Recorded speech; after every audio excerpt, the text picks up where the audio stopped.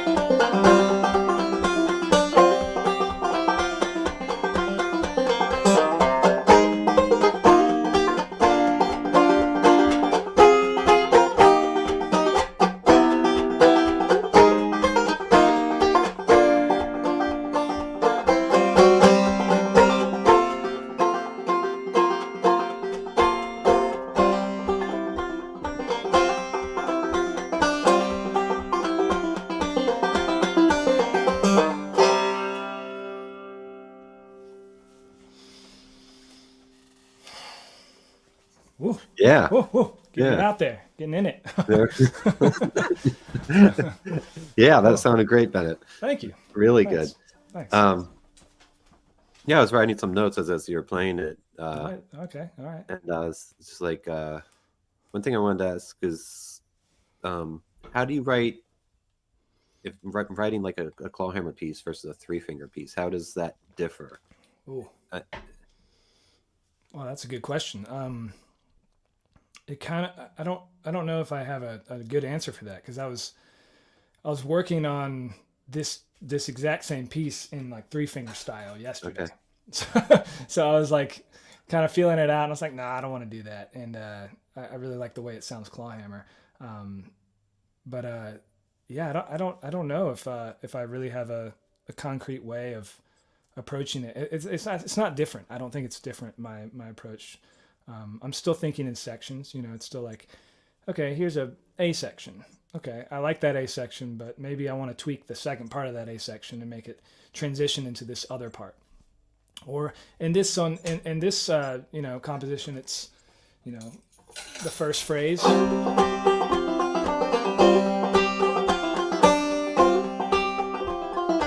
And then it has this little ending part. And it ends on the C note, the home key. And then I repeat that. It's a pretty simple thing. But in the B section, I was like, I really want a key change there, because we're in the key of C in that A section. It's like, well, I want it to almost be like a abrupt sounding key change, but it's kind of a bluesy song, so it works to move to that A flat chord. That's the first chord of the B section. And then it goes to E flat. So it's almost like in the key of E flat now, which is a minor third away from C. So, that's not a big, change, I guess. In bluegrass, maybe it is, but you hear that in bluegrass. You'll hear like maybe Cheyenne, I think, does that. It's in G minor and it goes to B flat. So the opposite of what I'm saying, but anyways, yeah. So I got that. I could have done that again.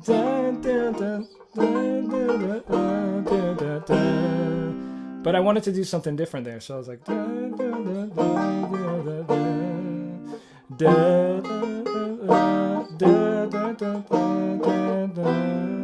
then like kind of hint at the C major again. I don't know. It's just messing around. Yeah, how did you resolve it back into, get it back into the C major? What was that last chord? Yeah, it was just F minor, E flat, and then C major 7th. Okay. Right. And it's not theoretically, like I could go to like the 5 of the C, and that would make, if I went to a G chord, and a G chord happens, it creates tension and moves you back to the C chord. But I don't know. I like that. Too literal. That gives it's a little bit too literal. Exactly. Yeah. I like the, and especially that major 7th with the oh, sorry, that was loud. The C and the B kind of ringing together like a major 7th apart. Anyways, it's a lot of, this is an in process tune. So, like that third section,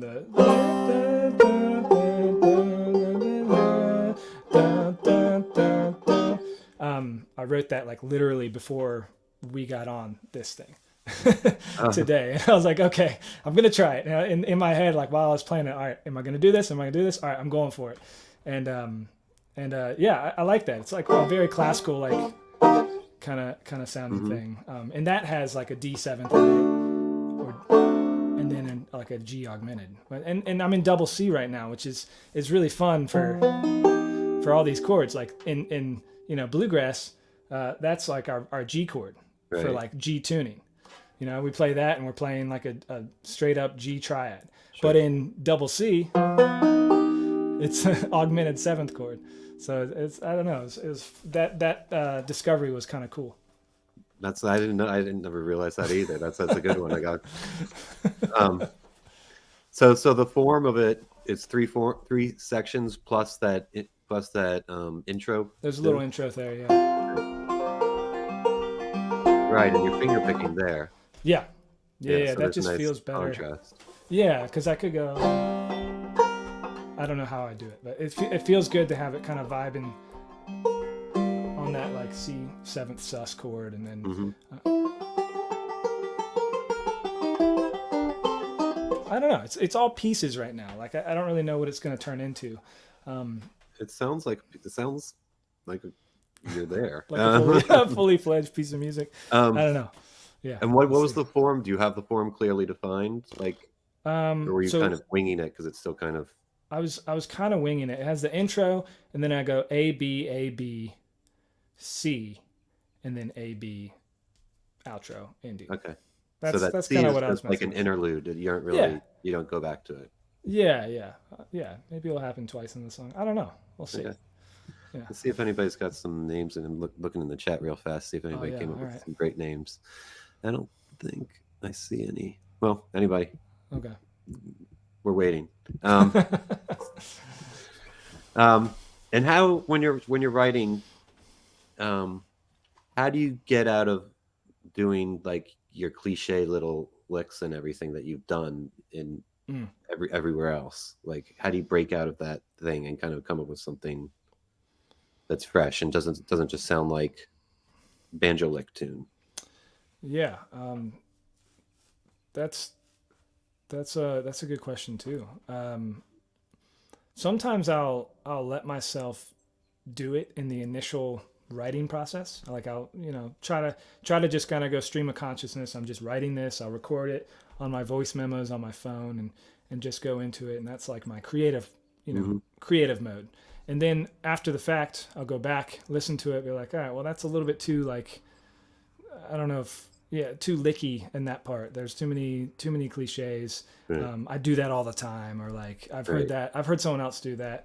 Like I want to do something a little bit different, even if it's just tweaking a couple notes. But that was something that I got to hang with Bela Fleck once, and I talked to him about composition because he's obviously a master, and he's incredible at it. And he was like, I have two modes. I have creative mode and I have editing mode. And I don't let them get mixed up. Like I have creative mode where I'm just letting myself go, letting myself write. Stream of consciousness. There's not any editing happening. It's just writing, pure writing. No judgment, just there, putting it out there. And then I go back when I feel like it's time to edit. I'll go back, listen to it, take stuff out, add stuff, editing mode. And I took that and I'm like, man, that's really cool to have it split up like that. Because if you're trying to do the editing at the same time, it gets really difficult to get in the flow. You get like, I usually get frustrated, or I'm judging myself too hard, and I'm like, why am I even doing this? And I'll like stop. But if you just let it go and keep that flow going, it's really you can get to some cool places for sure. Right. And when you get into editing mode, do you ever like write it out? Do you ever like tab things out and then so you can visually see it, and then like edit that way? Or are you strictly editing on the instrument? I like writing standard notation too. So sometimes I'll write standard notation of things. Because if I want to put it on a different instrument, then I can easily do that. But yeah, usually it's on the instrument. I'm working with voice memos or in Logic Pro, which is a audio software, and I'll edit. I'll cut stuff and copy and drag it and paste it and try to create like a different form, and make some loops. Sometimes it's a tedious process, but in the end, it's pretty cool what you get out of it. Yeah. You also strummed a fair amount in this. You strummed a fair amount of chords. Oh yeah. Sure. So, what was? Do you? Sometimes I think when I do that, when I go into that mode, that I'm kind of almost cheating. Like by especially because I play 4-string banjo too. Right. So I'm used to doing a lot of strumming. Sure. Yeah. I don't know why that gets in my head, but do you feel anything like that? I'm not doing enough like classic like drop thumbing or something like that? Yeah, totally. But I imagine that That's got a lot of drop thumb in it in that A section. But when I go to the B section, I'm strumming these chords because I really want to give the context of the melody. I don't have another player playing with me. Like if I had a guitar player playing with me or mandolin player, anybody, another banjo player, they would be able to give the context for the melody. You know, they'd be able to play the chords. Because I could play the melody. Or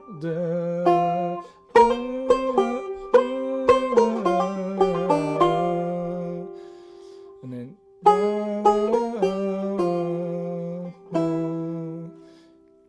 but you could do you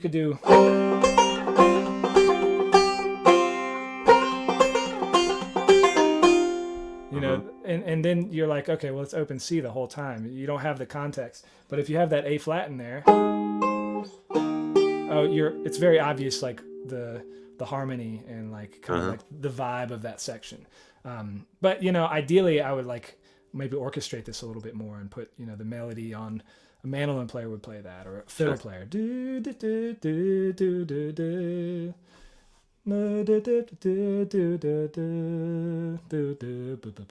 You know, and they could improvise around it. Yeah. And I think that the good thing that I've seen too is you're doing is you're singing the melody. I see that you can find the melody. A lot of people have trouble, especially on banjo, I think, finding what the actual melody is. I know when I students and like say, well, sing the melody of Cripple Creek or something. Oh man, that's like one of the number one things I do in lessons as I work with people on melody. And Jens was a big inspiration and guide for me in my compositional process when I was working. I was writing all these really notey compositions, and he was like, "What's the melody? Like, what do you see? What?" and I was like, "Well, I don't know. It's just I'm playing banjo, and it's cool sounding, right?" And he was like, "No, it needs to be simple, and it needs to be something that people can sing." And that really like stuck with me, because you know all these popular melodies that we love, you know, will the circle, all the jam standards, "Will the Circle Be Unbroken?" "You Are My Sunshine." We have a little inside joke about "You Are My Sunshine." I think one of us likes it more than the other. I love that song. All these, you know, bluegrass standards, they are singable melodies, and that's a huge reason why we love them. It's probably the main reason why everybody loves these songs, is that they have these singable melodies that just uplift you. And so, you know, when I'm teaching a lesson, I'm like, well, okay, you can play like this break that you learned, you know, downloading the tab from wherever, but what's the melody for "Will the Circle Be Unbroken?" You know, and can you sing it? And I put them in that uncomfortable situation of being like, well, I don't want to sing in front of you. And I'm like, I don't care how you sound. I'm not going to judge you. I'm going to help you through this, you know, and you got to learn how to sing that melody, because once you have that melody down, then you can build on top of that. And that's the foundation. Yeah. And I think once people kind of understand that and start using their ears to figure out the melodies for these songs, just the simple bare bones melody, I'm double C right now, so I'm not going to show you, but just a simple melody, then, you know, that opens up a whole world, and you get better and better at that every single time you learn a song. So yeah, I mean, the melody that's the king right there, king or queen, whatever. We have a name for your tune from Michael York. I think it's pretty good. Sullivan's Trail. Ah, Sullivan's Trail. I like that.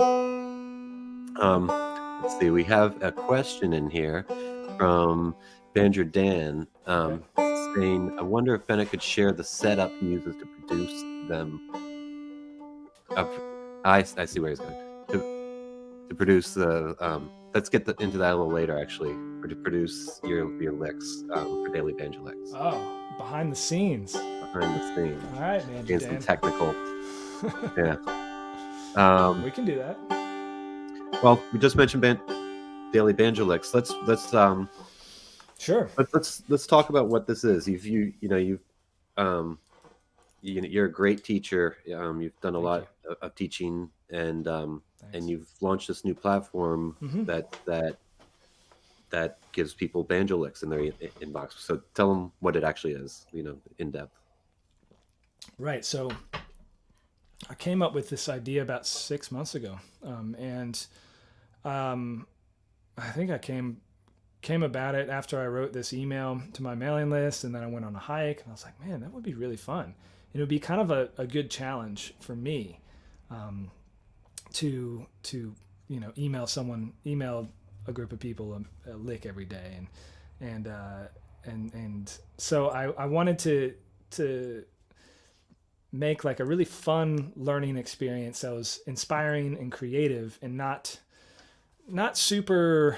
I mean, you can learn songs everywhere. There's songs on YouTube, endless amounts of tablature everywhere on the internet. I wanted to do something a little different and focus on kind of the building blocks of bluegrass language and of the bluegrass language. And so I've always liked licks and coming up with my own licks and learning other people's stuff. And so I said, okay, well, maybe I'll try this daily thing for a while and post it on YouTube and Instagram and TikTok. And so I started doing that and started making the licks, in batches, doing 5 at a time in a recording session and recording guitar backing tracks to it and sending them out there on the interwebs and see if people liked it. And the whole concept is that you're not just learning the lick, but you're learning how to use it in the context of a song. That's really important. And so in every single video, if you go to YouTube, you'll see a song being played with the lick in that song. And on the website, the actual website, banjolicks.com, you get multiple songs with that lick being played in there. And I'm also a really big fan of learning by ear. And although the tab is available for all the licks on the site, I play the lick super slow, so you can hear every single note, and I loop it so you can practice along once you get the lick down. And I think that's a really important part of learning. Excuse me. And so I don't know, it's just been this really fun project, and I've enjoyed it a lot. I've enjoyed it for where I'm at right now in my life and teaching and performing and composing. It's a really nice thing, a really nice avenue to go down for teaching, because I have some private students, but I really enjoy connecting with big groups of people and sharing whatever wisdom I've gained over the years on platforms like YouTube and Instagram and TikTok, and ultimately banjolicks.com. It's been really fun. Yeah, it's great. It's done really well. I know. Thank you. I haven't done it every day, but I've done some of the licks, and it's broken down very clearly, and they're hip. Like, it's not not all things that I was like, oh, I basically kind of got that already. Like, I might be like 90% there, like this lick. Right. So they're cool, and they're in context of tunes that most bluegrass banjo players play all the time. Yeah, you go to a jam session, you'll hear John Hardy and Sitting on Top of the World and 9 Pound Hammer, and all that stuff is on there. I've tried to make the quality really good as far as the licks are concerned, because it's important, for people that you sound. I think ultimately people want to sound really good, and they want to sound like they know the bluegrass language, and that's important. So I've tried to really focus on that. And a lot of the licks are like kind of my own creations, but I've taken from JD, I've taken from Earl, Bela, like I've taken from all these musicians that are my influences. And so their vocabulary probably pops up a lot in the licks that I'm posting on there. But I also feature like specific JD Crow licks or specific Earl. I did a Don Reno week, which was really fun. And then people request like whatever songs they want, and whatever musicians they want to hear licks from. So it's like this kind of like endless well. There's like endless possibilities for this thing, and I'm really pumped about that. And so, how do you suggest the user gets these into their playing? So you learn it, and it doesn't just evaporate. And tomorrow you're like, what did I just spend half an hour learning? Sure. What's your suggestion there? And maybe do you want to like show us one and show us one in context too? I'll show the process, because that's really important. That's like almost the most important step. It's like when you learn a lick, you need to know what chord it's being played, over kind of where it's going, what chord is being what the chord progression is. So these are important things for learning the lick. So I'll take this J.D. Crowe lick for example. It's over a C chord if we're in the key of G. And so I learned that from one of his I can't remember what song he did it in. I can't remember what song, but it's this J.D. Crowe lick, and it starts on the C chord. And you're just walking up. You're going from that C chord, and you can do it like that too if you want with your ring finger. And then forward roll, and you're switching to the 3rd fret, 2nd string, and 1st string, and then going up 2 frets from that, still in that same shape, and then going to that forward roll again, backing that position up to the 3rd fret.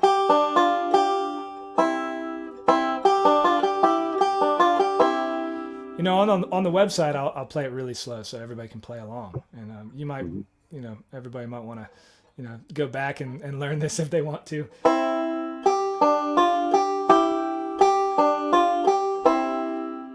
But once you learn that lick, then you're like, okay, cool. I got that lick down. That's the first step of the process. Get the lick down, practice with the metronome, make sure it's really smooth and easy to play. You want to get to the point where it actually feels really easy. You can pick up the banjo and go. Not super fast necessarily, but just easy.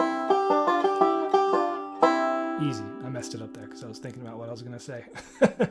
But now you're like, okay, what song should this go in? And what I've done is I've put recommended songs underneath the lick videos. So I can show you where the lick actually happens in those songs. Okay. And this lick actually is very versatile. And so I think I did John Hardy. So that's a really good one for this.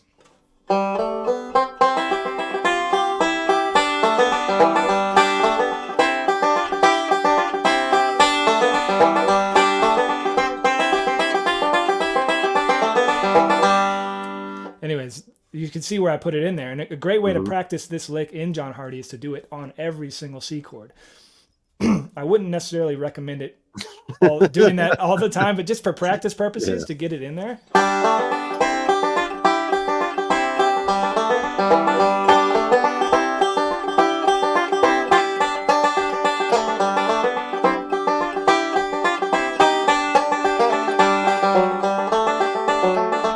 And so on and so forth. So that's one of the examples. And, I would, find that spot where you want to play that lick and slow. I preach like playing really, really slow with the metronome. So, when I'm playing this song, I'll try to put the metronome on around 80 beats per minute. And I'll play.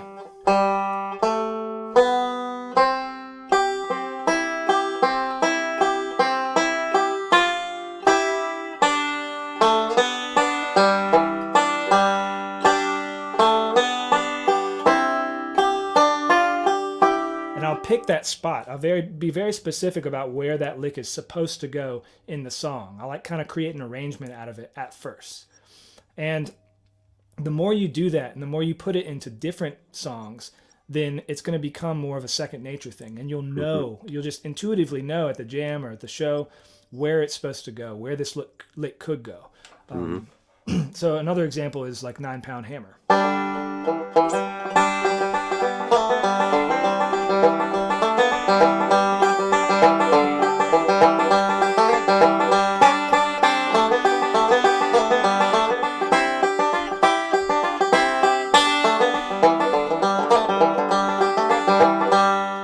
So that's a really good one because it works in a space that we use a lot in bluegrass. It's that like 2-measure space for C chord. And knowing it's 2 measures or 4 measures or whatever isn't really important. You want to know, you just want to feel it, and that's what it does when you're messing around with putting it in different songs. That's essentially what you're doing. Will the Circle Be Unbroken?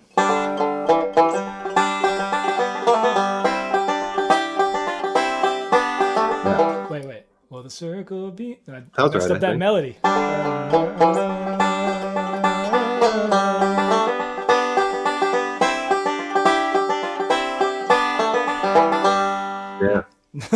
exactly. It's Get the a melody good in your head exercise. first. It's a good exercise to do it while you're playing the melody clearly, and then jump into the lick, and then jump back to Exactly. the melody. Exactly. And that's what the slow thing is all about too, because it's really hard to do it like at speed of the song. Uh-huh. Right. So when you're practicing, slow it way down so you can really think about it, and your fingers can kind of go through the roll patterns, and you can leave a little bit of space before the lick maybe, and just put it in there. It's okay to like leave a little pause before you put the lick in. And the melodies are really, really important too. Yeah. So that's basically the process. Is learn that lick, practice it really slow, so it feels second nature. And then with a really slow melody like John Hardy or Will the Circle Be Unbroken, any of your jam tunes that you want to try out that you know has a 4-chord in it, for this lick specifically, try it in those songs really slow with the metronome. And then as you feel more comfortable with it, once you know you got it locked in, then you can speed up the metronome and get it more up to speed. Do you ever try, like you just mentioned it being on a 4-chord, let's say, do you ever try to take that same lick, it'd be different fingering, but like put it on a 4-chord in a different key without using a capo? Yeah.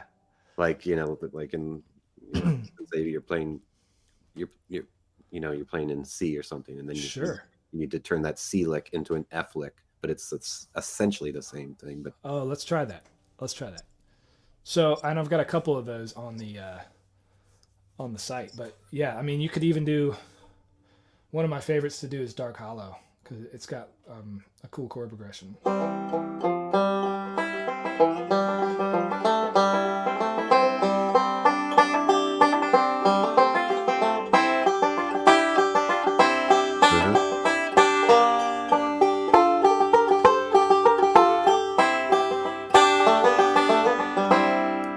Yeah, so I was able to do it in both C and an F.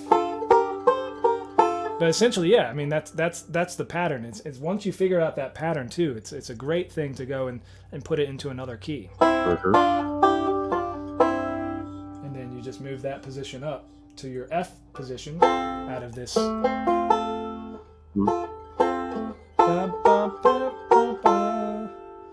then you could do it in G too.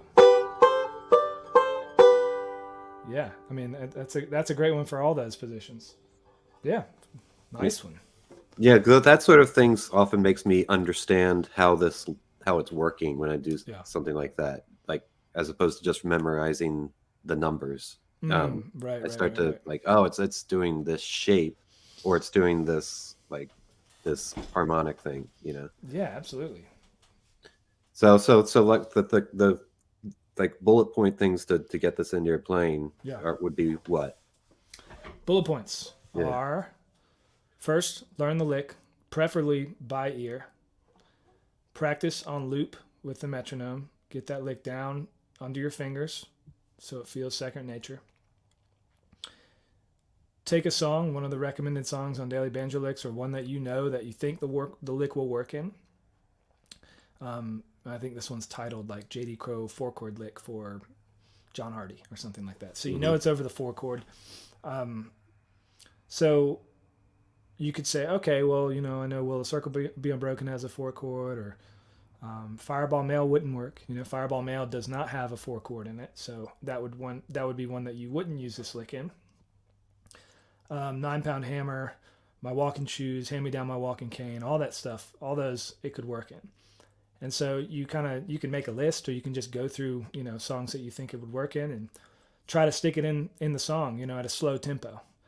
And this is requiring a little bit of, if you are like stuck on tab, or if you have a tab arrangement memorized, it may be difficult to actually like, do this process, because it's going to require you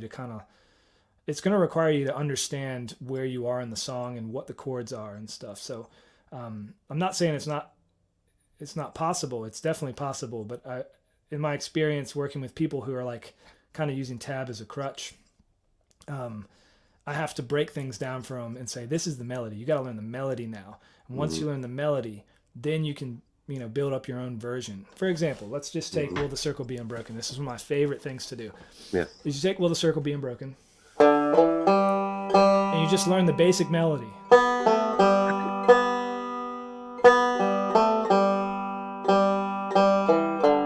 sing it out loud.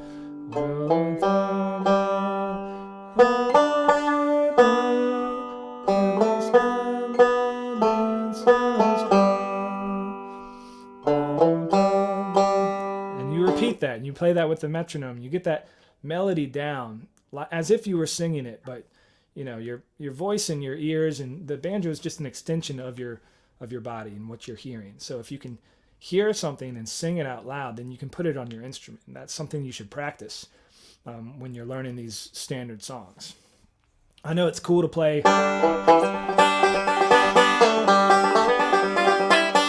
know, all that stuff is really fun and fancy sounding, but I can only do that because I know the melody and I have awareness of what the melody is and what chords are happening during that melody.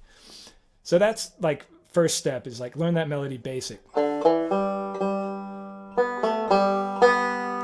And then with the metronome, try to throw in some roll patterns after you've like practiced that melody for a solid like 2 or 3 days. Like, don't rush the process. That's really important, is you take your time and really, really, really know the melody.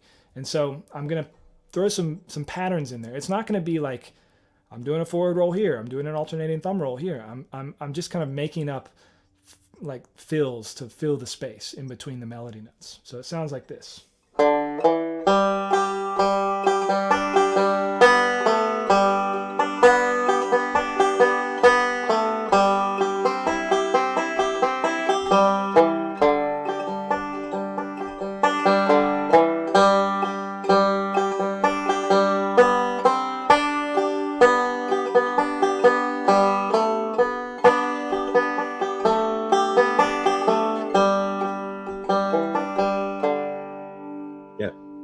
And you know, it can be sparse. You know, it doesn't have to be as filled in as I just did it. Yeah, you don't have to keep an eighth note going constantly. No. I'll play like another example.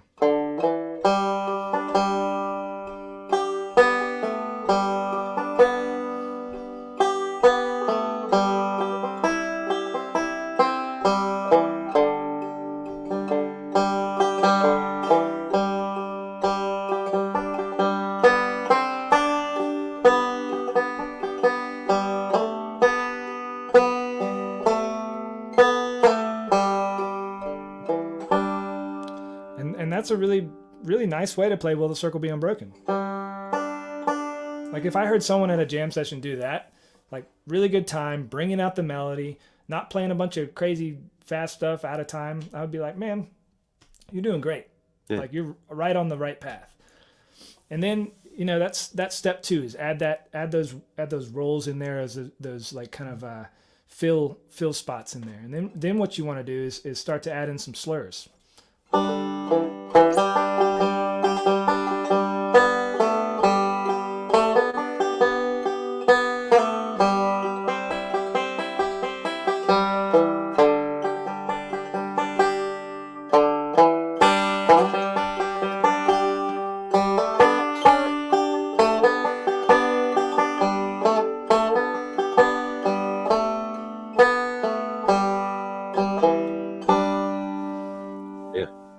Yeah.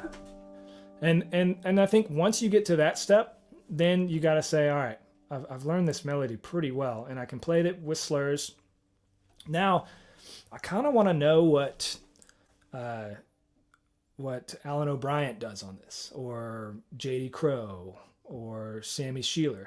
Like, try to dig up some versions of this song of these professional players playing Will the Circle Be Unbroken, and try to steal what they're doing from it. Borrow, steal, whatever you want to call it, but you want to take what you can from these masters and instill it into your own playing. If you really are drawn to somebody, go there with them and learn, you know. And that's the way I did it, you know.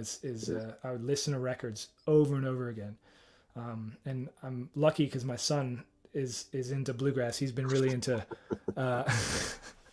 For a while, he was into only AC/DC. I like AC/DC too. I love it. But we've got this drum set back here, and he would just bang the Jesus out of it. And I'm learning pedal steel, so I was like playing, you know, Thunderstruck on pedal steel, and he was wailing away on the drums. It was awesome. But we've been listening to Jerry Douglas's Slide Rule record, which is an incredible record. There's some amazing cuts on that, but they have a cut with Tim O'Brien and Jerry playing Hey Joe, and Milo's really into that. My son's really into that. And where's I going with this? Stealing from people. Oh yeah. And just this morning I was learning Jerry Douglas's solo. I was like, so he's playing over this chord progression. It's really cool. Hey Joe, in your hand. You know, they play it in the key of B, and the chords are G, D, A, E, back to B. Okay. And you know, it sounds like he's playing it in open tuning. And so I was like, all right. They're playing it really fast too. It's like 135 or something like that. And that Shenandoah breakdown on that record is 175. I clocked it this morning, so that's crazy. But 135, I was like, okay, well, let me see if I can cop some licks from this. And I started learning some of Jerry's solo from it. I was like, oh man, this is fun. It was at the breakfast table. My son was there, like listening and kind of singing along. I was like, this is cool. I really like this. But yeah, I mean, I'm still doing it. I'm still learning licks and still learning phrasing and lots of stuff from records. I mean, we have access to everything right now. So yeah. Part of the problem is we have access to everything. Yeah. So like slowing down and listening to one track over and over, and then not even the whole track, listen to, like if you said, Will the Circle Being Broken, and they're just getting out of, playing the melody and a few basic rolls, maybe they want to get a lick in there. They need to listen like a section, probably, right? Yeah. Like, what's he doing on the C chord? Yeah. Exactly. Yeah.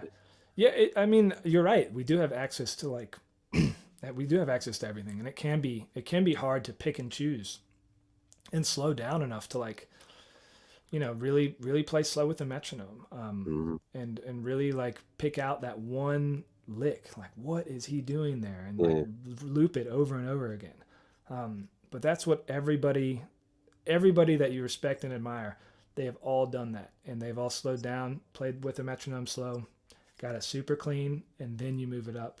All that stuff. And for transcribing, I use an app on the phone, Amazing Slow Downer. Yeah, that's a good one. Okay. Yeah. I like the challenge of doing it fast. So. Banjo's hard real time. Oh, it's so hard. There's a lot of little stuff you can miss. Oh, there's a lot of little stuff you can miss. Yeah. But it's still fun, even if you miss a couple notes. Let's see. We have a question from Scott Seaman. Oh, saying, hey Scott. Would you ask Bennett about his smoothness, efficiency of left-hand positioning movement, and how this can improve playing quality? Oh. Yeah. So, hey Scott, glad you're here.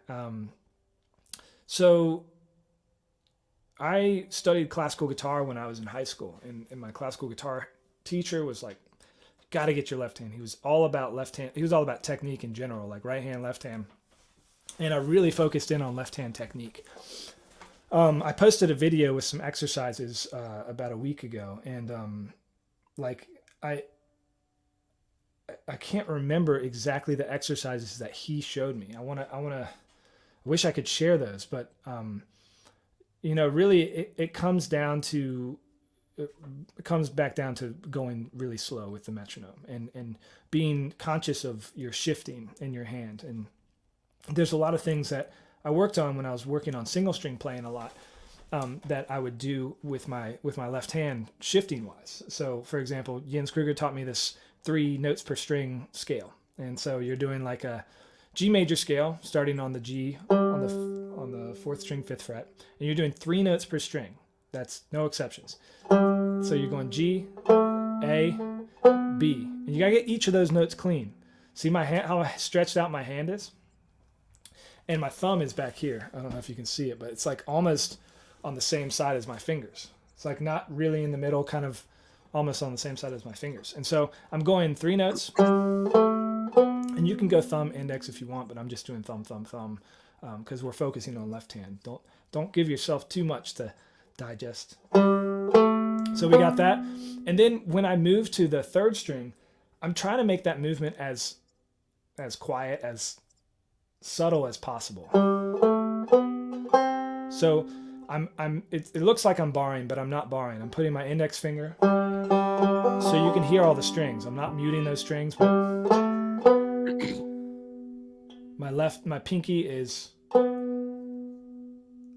pushing down, and I'm just dropping my finger down as smooth and small a movement as I can. And then bringing my index to the C. So that's going to go 5, 7, 9, 5, 7, 9. See how smooth that transition is? I'm barely moving that. So you got to go really slow to get that. And your pinky might not want to do that. And that's okay. Like it takes time to get your pinky to do that. You could also do it out of this position, starting with your middle finger on that G note. But let's go back to 3 notes per string. So I've got 5, 7, 9, 5, 7, 9. And then this is where you're getting a shift in there, and that's important. So while my pinky finger is on that 3rd string at the 9th fret, I'm going to shift my whole hand. You see how that's moving up there? So I'm moving my index finger to that F sharp on the 7th fret, 2nd string. And that's my first shift. And then my hand is in position. So like my thumb is back here, and then I'm moving, sliding it up with my index finger. And now my fingers are in position. And now you've got another shift, and that is 7, 8, 10. You've got another shift. See, I'm kind of squeezing my hand together to get my index finger. My index is going up to the 9th fret, 1st string.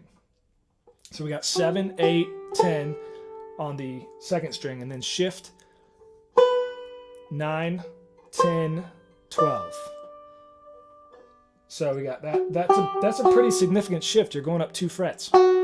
When my pinky's there, my hand is already moving to get there in time. Right? And then you got to do it down. It's opposite. So now I'm shifting my pinky. Shift the pinky. Like that. So that's a really, really great exercise, and there's variations on that too. So once more, and I'll show you one more variation after this. Once more, it's 5, 7, 9, 5, 7, 9 on the 3rd, 7, that's a shift, 7, 8, 10 on the 2nd, 9, 10, 12 on the 1st, 12, 10, 9, 10, 8, 7. And you can use your ears. We know what a major scale sounds like.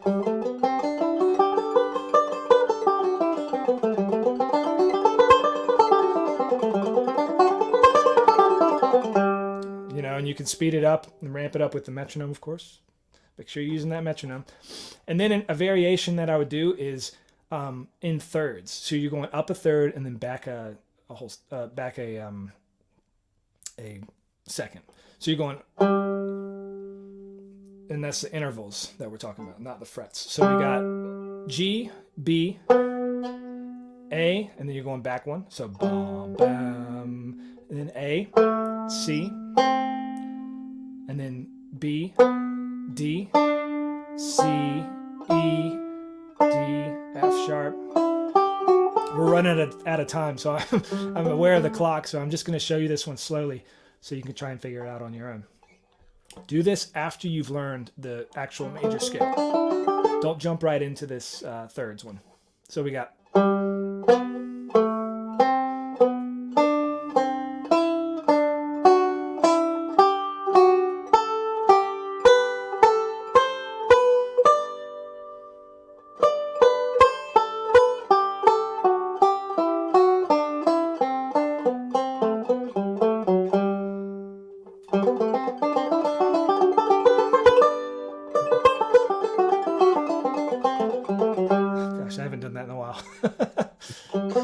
Anyways, yeah, so those are some, I mean, it'll kick your butt, but it will definitely get your your hand in shape for doing those the shifts and getting your pinky close and your rest of your fingers close. Yeah, those are great exercises. One thing to mention, I would say, if your hand hurts, though, it's not a no pain, no gain situation. Take a break. Take a break, yeah. Take a break. Do a different exercise. You could, like the one I was suggesting before. That's a really good one. You can still do thirds with any scale.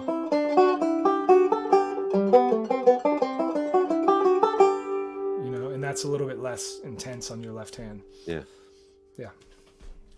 Can you tell us a little bit about the banjo you're playing? That's a John Hartford banjo, but what do you you've been playing it a little bit now, and what do you like about this banjo? And how's it different than your more standard bluegrass banjo? It's so light. Yeah. I love that part of it. That's just the first thing that popped into my mind. It's got a wooden tone ring, so it's going to be less bright, and the head's pretty tight right now. But I need to do some setup stuff to it because up the neck it buzzes in some points. But it's a really solid, warm and woody sounding instrument. It doesn't sound as like there's not as many highs, I guess, as like I've got a Gibson PB4 conversion, and that one's like pretty bright. It's a walnut banjo, and this one's just got this really nice warm sound. It's and it's not like really plunky, and I haven't tuned it down to F or E yet, but it's not like a plunky sound. It's like still there and very present, and I really like that. Yeah, you're still getting a very crisp bluegrass tone. Oh yeah, totally. And I would probably loosen the head just a little bit. I just haven't yet, but I think that's it's at a G sharp. But I like my heads to be between a G and a G sharp, and so, but it's really.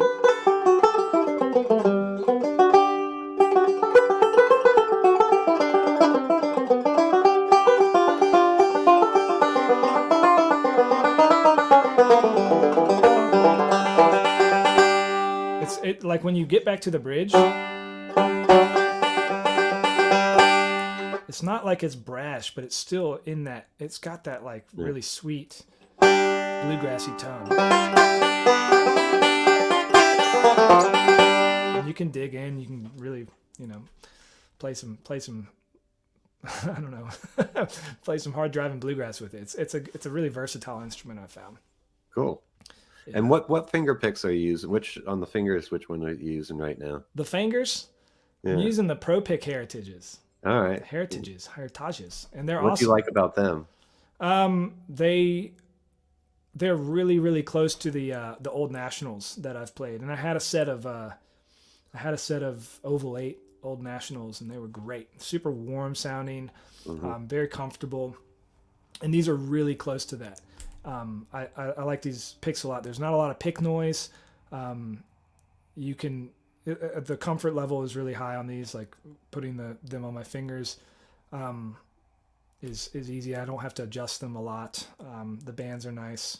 I don't know. I really like them. They're mellow sound, but you can also get close to the bridge, and you don't hear a lot of scratching happening with them. They're good picks. I would highly recommend these. Cool. Yeah. We have 2 questions, and we're running a little short on time, but Victor C quickly says, what is your favorite instrument to pair with your banjo playing? Oh, Victor, that is a good question. I've been experimenting a lot with chamber music in the banjo, so I've been writing a piece for woodwind quintet and banjo, and I've really enjoyed that. I got to workshop it last summer, and that was a really, really cool sound to hear the banjo with bassoon and flute and French horn and clarinet and oboe. That's just an amazing sound. So that's kind of my favorite right now, and I've been working on some string quartets with banjo, which Bela has done that, and Alison Brown has also done that, and that is a beautiful sound as well. But the woodwind quintet is really cool. I really like that. Cool. And then back to the Banjo Dan's question. Quickly, he's asking if you can share your setup to produce them. He says the Daily Banjo Licks videos.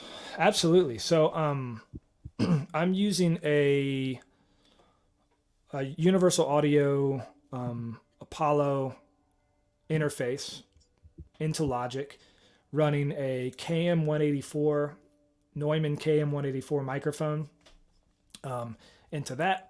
And I'll shoot like 4 or 5 licks at one time. If I'm really feeling it, I can shoot more than that, but usually it's 4 or 5, and then I need to take a break. And I have a light here that I use for it, and it's just like a photo light, I guess, and a Canon 70D that I use for the video.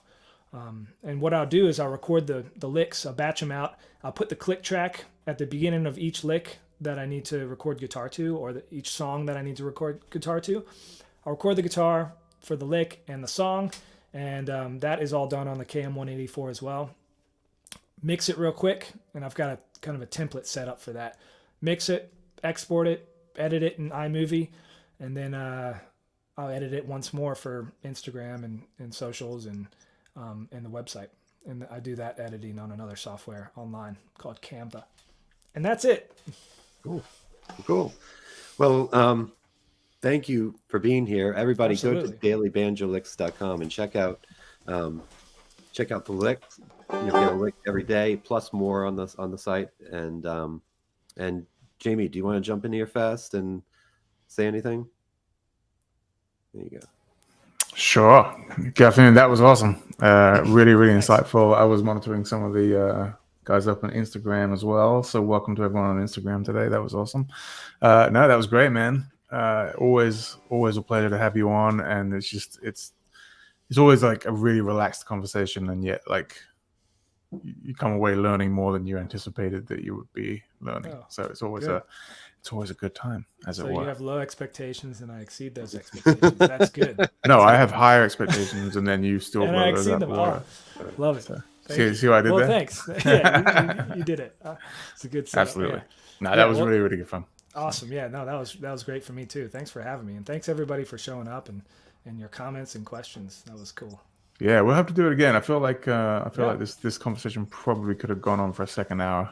I could have kept going on. Yeah, we could do an extended one. Yeah. Let's set up a new, a big one, and then All right. see what we can get going for sure. Yeah, So, sure. you wanna play us out a little something? Say goodbye. Yeah, sure. I'll see if I can get through this new one that I've been working on. Also is untitled, but we'll see what happens. All right. Thank you everybody for tuning in today. We'll see you on the next episode. And Bennett, again, thank you so much for joining us this afternoon. Absolutely. And definitely more discussions to be had. So we look forward to that. Absolutely. Me too. All right, man. Thanks. Thanks.